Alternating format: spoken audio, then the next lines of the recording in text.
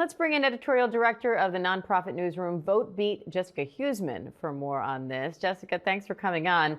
Walk me through the stakes here. If this redistricting effort is successful, what does that mean for state and national politics moving forward?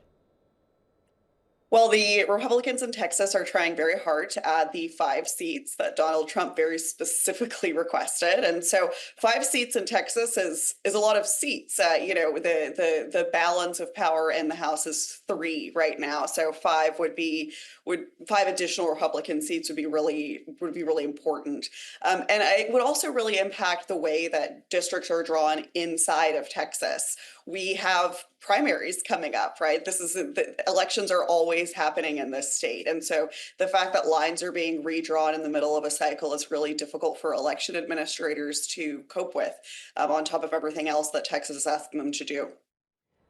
Democrats say they're going to fight this with everything they have, but what recourse do they have at this point? Not much. I think they can stay outside of the state until November, and for a lot of reasons, that's pretty impractical. It's important for people to know that the Texas legislature is part-time. So all of these folks have jobs, they have families. This is not full-time for them.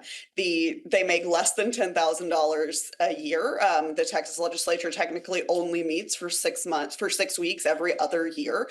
So staying outside of the state until November is a huge ask. And this has happened before. This is not the first time in Texas history that Democrats have fled the state in order to stop a policy in its tracks. And each and every one of those attempts has been unsuccessful. This is very much a messaging situation.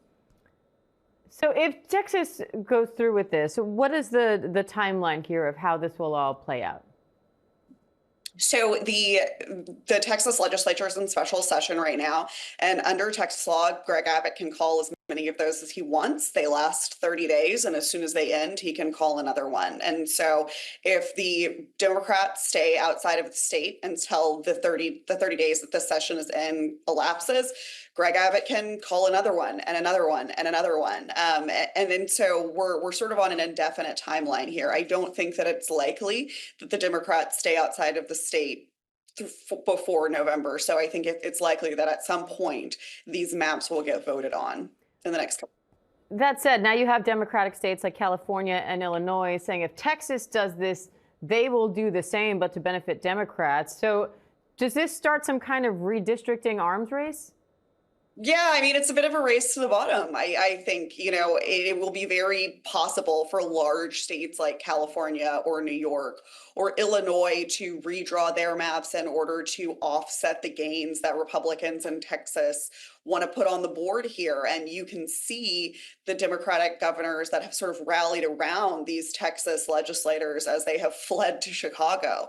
And so I think that even if the Republicans are successful here, and frankly, I think they're likely to be, we're going to see some response to some retaliation by Democratic governors. And this is really an escalation in the gerrymandering wars that we've seen over the last several years.